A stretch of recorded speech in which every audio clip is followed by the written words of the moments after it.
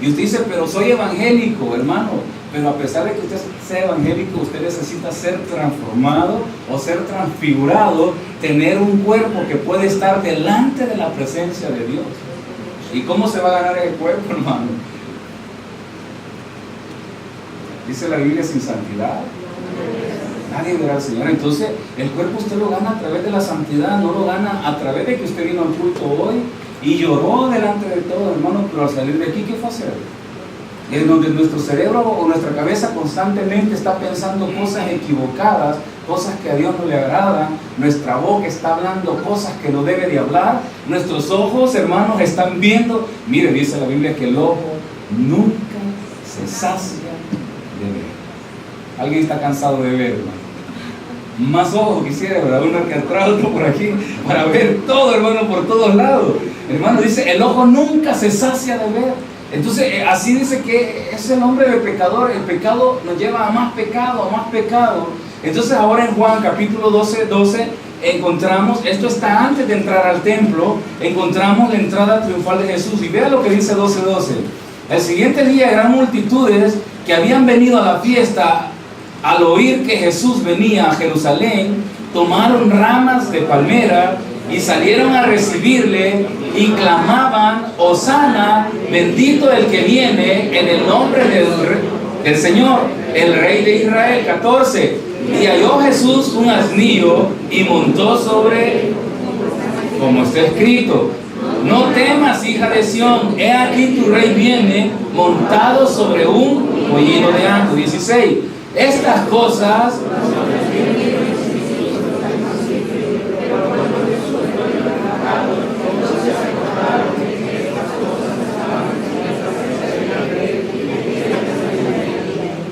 amén, oremos. Padre, gracias por tu palabra, gracias por este momento especial que tú nos das, Señor, en donde nos podemos reunir para adorarte, para exaltarte, para glorificarte.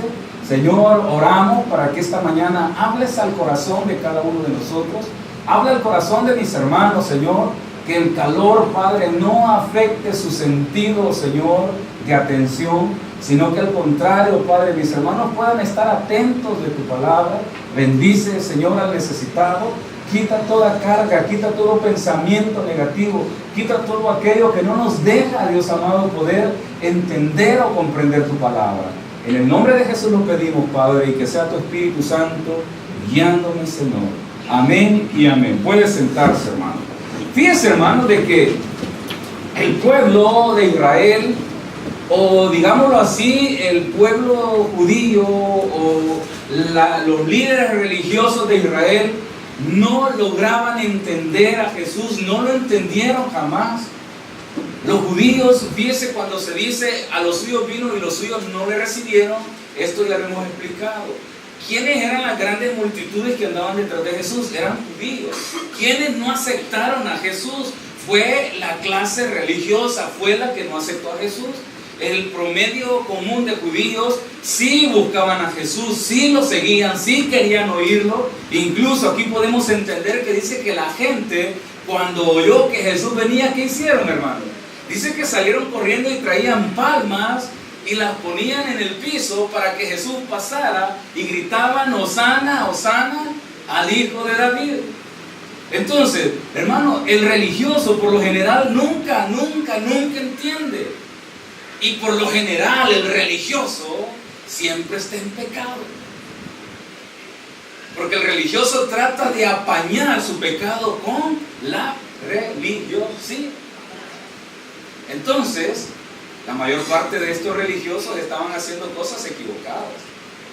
Fíjense, hermano, el pecado nos lleva a no entender. Si usted está aquí sentadito, como cristiano de hace cuántos años, no lo sé, pero usted todavía está diciendo: no entiendo por qué Dios hizo esto.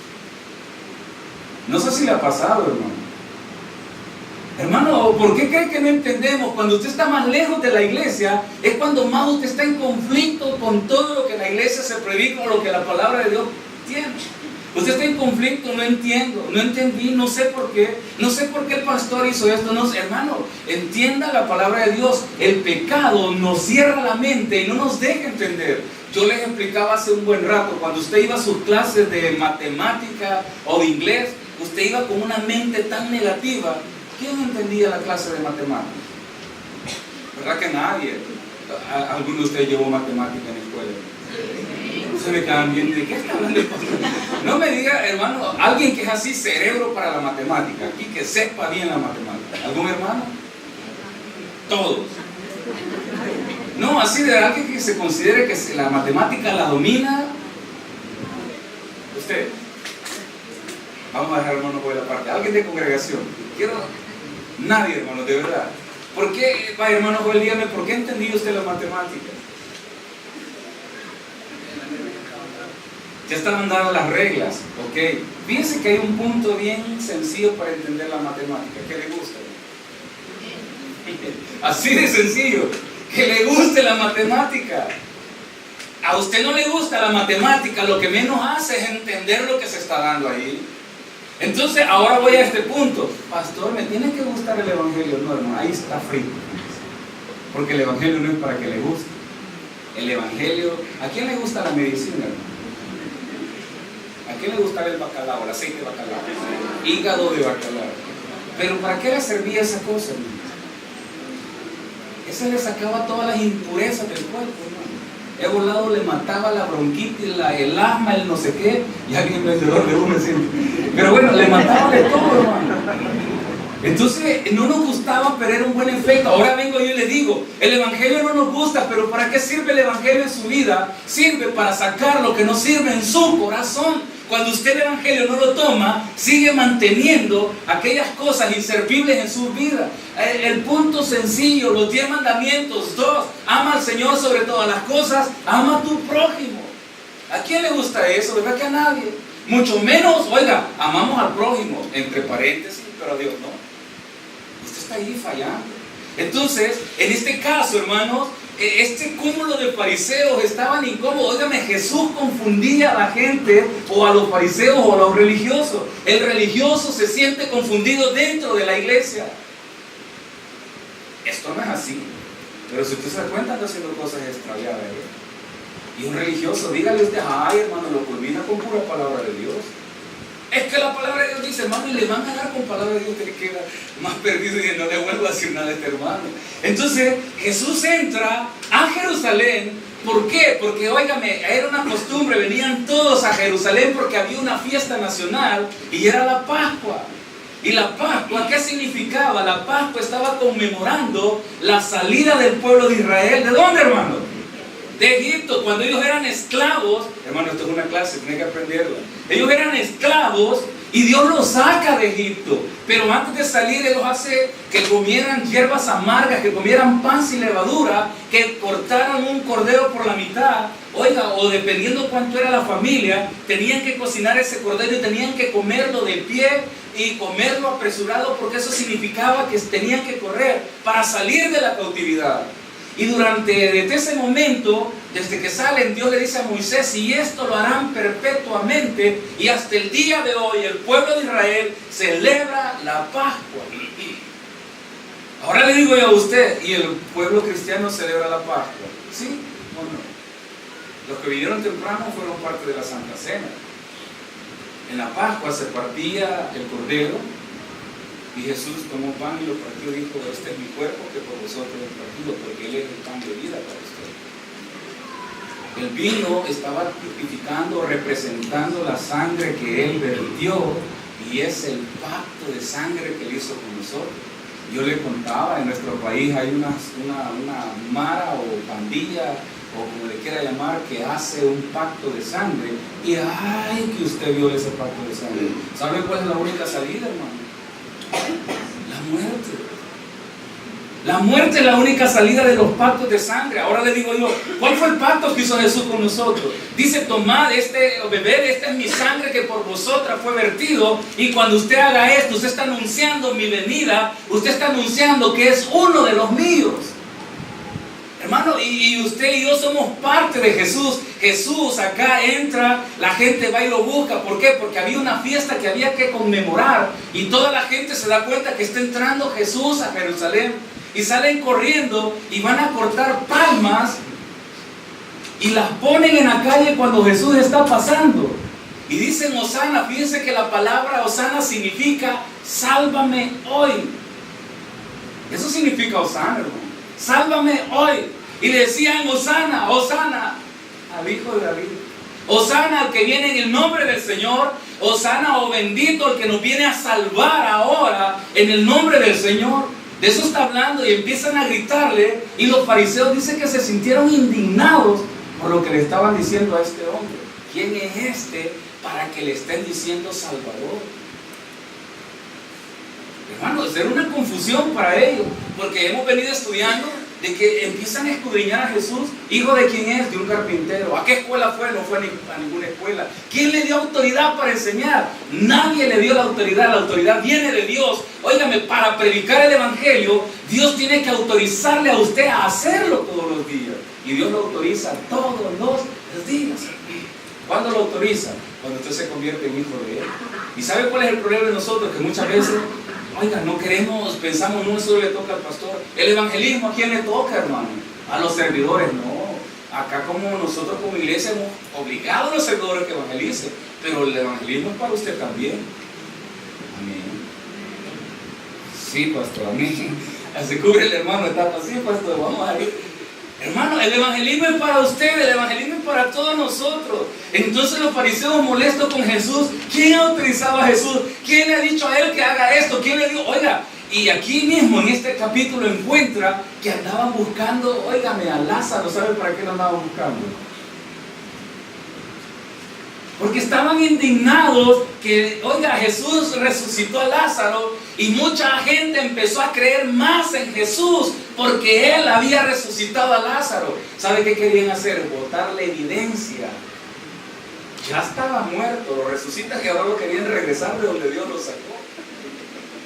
Ese es el religioso, hermano, lo quiere regresar al sistema de donde Dios lo ha sacado. El religioso le quiere poner reglas todos los días. Cuando usted está en Cristo Jesús, oiga, hermano, las reglas no importan, porque usted es ordenado por Dios. Pero cuando usted es un desordenado hay que ponerle reglas, hermano. Yo no sé si usted ha tenido problemas aquí con la ley. ¿Por qué no las ha tenido? Yo no sé si usted tiene varios amigos, parientes y que tienen a cada rato. Llegó a la policía a tocarme la puerta. ¿Por qué le fue a tocar la puerta? Tenía un gran pachangón en la casa, en el apartamento. Todos los vecinos se quejaron y aquí llegaron, hermano. Señora, son las 3 de la mañana, guarde silencio. Tienen problemas con la ley el que no se somete a Jesucristo. Amén. El que no se somete a Jesús necesita reglas. Cuando usted se somete a Jesús entiende todo. Por eso le decía, el pecado no nos deja entender. El pecado no le deja entender que tiene que venir al culto. El pecado no le deja entender que tiene que cantarle a Dios. El pecado no le deja entender, hermanos, que usted tiene que amar al prójimo. Ve, si me ama, la amo. Si me habla, le hablo. ¿Verdad que así somos? Yo le doy a quien me da. Y a quien me encuentra, a quien me busca, me encuentra. Pero ella está refiriendo a esto, ¿verdad? Eso es lo que el hombre hace. Pero Dios, ¿qué está haciendo? Mire, a Jesús, hermano, lo buscaron y Jesús no respondió a como tenía que responder. Le llegan a capturarlo y llega Pedrito, saca la espada y le vuela la oreja a Marco, ¿verdad? Y Jesús le dice, Pedro, le dice, ¿qué estás haciendo? ¿Verdad que vemos varios prontos a sacar espada aquí, ¿verdad? No hay de eso, no vinieron, andan de vacaciones ahorita. Hay varios hermanos prontos a reaccionar cuando algo está sucediendo, algo negativo, hay que defender, ¿no, hermano? Mire, Jesús, y vamos a entender esto. Entonces Jesús entra y empiezan a decirle, Hosana, Hosana, al que viene a darnos salvación ahora, al que me viene a dar salvación. El fariseo se enoja y dice, ¿por qué le están diciendo a esto?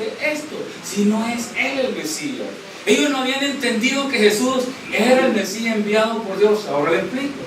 Jesús no le interesa, hermanos, oiga, entrar con lujos y todo aquello. Fíjense que se monta sobre un asno. ¿Quién sabe qué es un burro? ¿Quién conoce los burros? Los asnos. Dice, y para mí son igual los volados. Solo que el burro es más finito y el asno es más corpulento. Pero bueno, el punto es que esos animales significaban de carga. Eran animales de carga, eran burros. Los burros son un animal de carga. El asno es un animal de carga. el caballo, un animal más grande, usted ve caballos, hermano. ¿A quién le gustan los caballos? ¿Verdad que son? Hermano, eso significaba realeza, significaba poder, significaba señorío. Y Jesús, como rey, ¿en qué cree usted que tenía que haber entrado? Imagínese Jesús montado en un caballo, entrando a Jerusalén. Y todavía el caballo se para y Jesús levanta la mano y el pueblo gritaba. Imagínese esa historia, hermano. Imagínese ese evento. Jesús entra en un burro, sentado en el burro, en un animal de carga. Me imagino yo que el animal hasta con la cabeza agachada, porque así caminan los burros, con la cabecita agachada. El caballo camina con la cabeza levantada. Jesús, como rey de Israel, le interesaba decir yo soy el rey. A Jesús le interesaba llegar a su corazón. A Jesús no le importa la ropa que usted carga, los zapatos que carga. A Jesús no le importa, hermano, aquellas cosas esplendorosas. A Él le importa la sencillez de su corazón. Hermano, y estamos en la iglesia peleando, yo me he visto así, que, hermano, óigame, que le importe la sencillez de su corazón. Señor, este es mi corazón. Señor, entra en un burro, no entres en caballo, mi corazón. Entra en un burro, Señor, no en caballo, porque si entra en caballo nos eleva, ¿verdad? Mas si entra en burro, usted se da cuenta, el burro es un simbolismo de trabajo, un simbolismo de sumisión. Mira, el burro usted lo leñatea. Por eso le dice el burro, ¿verdad? Y le da, y el burro no se mueve, ¿no? Al caballo usted le ha dado riendazos y le ha dado el primero cuando ya sale corriendo. El burro usted le da, y el burro no se mueve. De un lado lo siente, creo yo. Por eso la Biblia nos narra de que iba un profeta a maldecir al pueblo de Israel, y de repente dice que el asno en el que iba, dice que vio un ángel, y dice que se echó, y dice que se bajó el profeta y empezó a darle al burro. Y en eso el ángel apareció y le dijo, mira, Alex, mejor el burro está viendo y no. Dice que muchas veces somos así, ¿no? Hay personas tan sencillas que nos dan lecciones de vida. Jesús, como Señor y amo del universo, nos da una lección, nos hace entender. Hermanos, Él se humilló, Él entró en un estado de humildad tal. Oiga, todavía la gente le estaba exaltando y Él decía, no, yo entro acá. Oiga, entra con humildad montado en un burro, sin necesidad de decir yo soy aquel o soy esto. No, hermano, la gente le estaba reconociendo quién era Él. Entonces, ¿qué nos está enseñando acá en esto? Dice que la gente le grita, Hosana al que viene, al Rey de Israel. Y halló Jesús un asnillo, dice, se montó sobre él. Y como estaba escrito, era parte ya de la profecía. Todo el pueblo estaba ahí porque estaban viniendo a la fiesta de Jerusalén. Estaban viniendo a aquella fiesta que se hacía año con año, en donde el pueblo celebraba la liberación del pueblo de Egipto, de la ciudad o del país donde ellos estaban. Pero ahora estaban presos o prisioneros en otro, que era Roma, los tenía gobernando, los gobernaba. Y ellos querían ser libres. Y por eso el fariseo se enojaba y dice, ¿cómo le dicen al rey si nosotros como esclavos no tenemos rey? Por eso se indignaba el fariseo, mas la gente había entendido que Jesús era rey de sus corazones. Ahora yo le digo, hermano, Jesús es rey de su corazón. Y usted, sí, es rey de mi corazón. Hermano, Jesús es rey de su corazón. ¿Qué ha conquistado Él en su vida? ¿Qué ha conquistado en su corazón? Hermano, ha conquistado aquellos pensamientos peligrosos. Amén. Ha conquistado el orgullo, hermano. ¿Conoce algún orgulloso? Sí, ya lo conoce, ya sabe. Dígale, usted necesita que entre Jesús montado en un burro en su corazón. Necesitamos que entre Jesús montado en un burro a nuestros corazones. Si es que este fuese el caso. Es paradójico esto, van a decir, pastor dice que tiene que entrar en burro. Porque después le sacan todo esto, ¿verdad? Dile, Señor, necesitamos que entres con toda humildad y que me enseñes humildad. Pudiendo haber hecho Él otras cosas, no las hizo. Entonces dice, no temas, hija de Sión, he aquí tu rey viene montado sobre un pollino de asno. Estas cosas no las entendieron quiénes, los discípulos. ¿Verdad que usted no entiende? Ay, ¿y por qué Dios me hizo así? ¿Por qué Dios me hizo pobre? Mire, la gente pelea, ¿y por qué Dios me hizo pobre? Y se vino para Italia para salir de pobre, ¿verdad? salir de la pobreza. ¿Y en qué está metido, hermano? En un sistema que no está ni de rico ni de pobre. Está en un sistema tan exagerado que usted dice, estaba mejor en nuestro país. Comiendo tortilla con sal, dijo mi hermano, por allá estaba mejor. Hermano, y queremos salir de la pobreza, y como cristianos decimos, ¿por qué Dios nos socorre? Cuando usted entienda lo que Dios quiere hacer en su vida, no le va a doler la pobreza. Y es ahí donde vienen los críticos y dicen, por eso las religiones son el opio de los pueblos, quieren mantener subyugada a la gente y decirle que sean pobres. No, hermano, porque Dios mismo va superándole todos los días. Usted necesita buscar, a ver, dice la Biblia, que busquemos primeramente el reino de Dios y el resto de cosas serán añadidas a nuestras vidas. Y usted ve un montón de cristianos peleando que no son ni cristianos ni nada, porque oiga, me están buscando riqueza, están buscando aquí, están buscando allá. ¿Sabe qué dice la Biblia? Busquemos a Jesús primero. Entonces está diciendo, sigue diciendo, estas cosas no las entendieron sus discípulos al principio, pero cuando Jesús fue glorificado, entonces se acordaron de estas cosas que estaban escritas acerca de Él y de que se las había hecho o las había dicho Él a cada uno. Mire, Jesús les dice, yo voy a morir y voy a resucitar. Y encuentra la historia de aquellos que van caminando, camino a Emaú. ¿Por qué creen que iban de regreso para Emaú estos señores, hermano? ¿Por qué creen que el cristiano hace cosas equivocadas estando aún en el Evangelio, pensando y dice, esto es de Dios? Hermano, hay cosas que Dios no se las da. Dios no le va a dar nada, hermano, que lo aleje a usted del Evangelio. Dios no le va a dar nada, hermano, que lo saque o lo confronte con otro hermano y lo lleve a pleito un hermano con otro hermano. Mire, Dios no le va a dar un negocio para que usted esté peleando con medio mundo. Eso es una bendición. Entonces viene el Señor, ¿qué hace? Les explica, les dice a los discípulos, y los discípulos, hermanos, no entendieron, y entonces vinieron aquellos dos y iban para Emaú y le preguntan, ¿y qué les pasa a ustedes? Es que no sabes tú, no oyes. Nuestro Señor, el que creíamos, todavía los discípulos, el que creíamos que era, ¿verdad que así hizo usted? Yo pensé que Dios me amaba. ¿Verdad que piensa eso, hermano? Yo pensé que Dios, yo pensé que cuando viniera el Evangelio, todos los problemas se iban. ¿Verdad que cuando usted viene al Evangelio pareciera que los problemas salen más a la luz? Empieza más oposición, porque el Evangelio dice que la luz no tiene nada que ver con las tinieblas. Usted empieza en la iglesia, es más, se mete hasta a servir, empieza a tener problemas hasta con el chucho, hermano. Hasta el perro le ladra cuando usted llega a la casa, y es su perro, ¿verdad? El gato lo aruña. Y usted dice que sí, hermano, la oposición de Satanás es así. Hasta los hijos se le ponen todos rebeldes, que va. Y usted dice, ¿qué pasa este montón de bichos? Hermano, ¿sabe qué sucede? La luz no tiene nada que ver con las tinieblas. Entonces cuando usted empieza a buscar de Dios, el enemigo va a empezar a alborotarse. Cuando usted trata de encontrar a Cristo, va a empezar a tener oposición hasta de los mismos hermanos. Los discípulos no entendían, no lograban entender. Se les olvidó lo que Jesús les habló. Yo le digo, hermano, que la palabra de Dios no se le olvide. Él dice que Él es su Señor, Él es su Dios, Él es su vida, Él le dio vida eterna.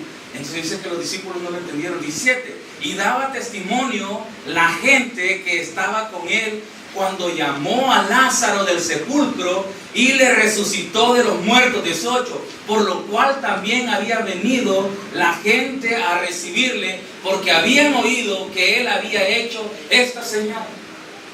¿Verdad que por señales seguimos a Jesús?